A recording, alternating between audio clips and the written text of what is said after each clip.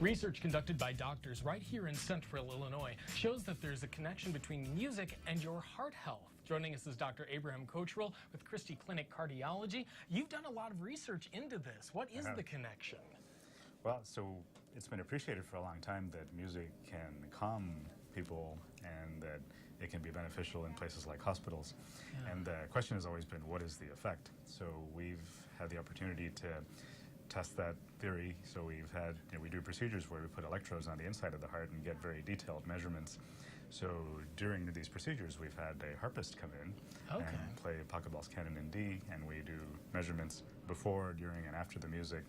And what we found is that there is certainly a relaxation effect, but in addition, there's also a stimulant effect. And so other research, so from the University of Oxford, they did a study looking at what produces musical pleasure, and you need both. You need both the relaxant and stimulant properties.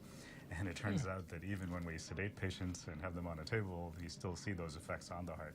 Wow, that's interesting. So, but we're going like more classical, Pachelbel's Canon in D versus like the Eagles or AC/DC or something. Well, there is a pattern of variability to most types of music. It's it's absolutely in classical music, but it's also in other types of music that have been around for a while. It turns out that if you plot the human heartbeat over a 24-hour period, the variability in the human heartbeat is exactly the same as the variability in a piece of classical music. Wow, very cool. And your work as a cardio-electrophysiologist is part of what got you connected to this. Yes. So what is the work that you do? So the electrophysiology is the branch of cardiology that deals with heart rhythm disorders. Okay. So we have tools to be able to study the heart's electrical system in detail. We can bring on rhythm disturbances that are causing symptoms and could be putting people at risk for dying suddenly. And we can now do things about it. So a lot of these rapid rhythm disturbances are due to circuits within the heart. Okay. So we have the ability to map those circuits and actually break the circuit by destroying a small piece of tissue and make some of these problems go away completely. We're coming up on Heart Month here, so we love talking to you all year long, but especially during Heart Month. You've got an event coming up in which you're a sommelier, right? Like you're actually a wine expert and connoisseur.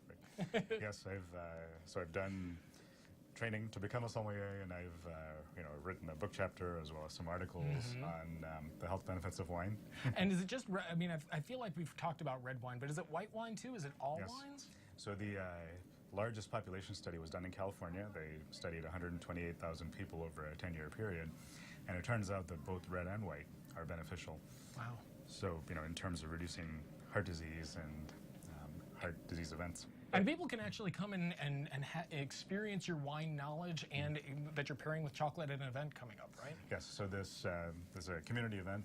I'll be speaking about wine and I'll be guiding people through a wine tasting. But we'll also be pairing it with the appropriate foods, so you get a little bit of why pairing makes such a difference, why the flavors complement each other and you can get the most out of your evening. Well, and that event is coming up on Tuesday, February 10th from 5:30 to 8 o'clock.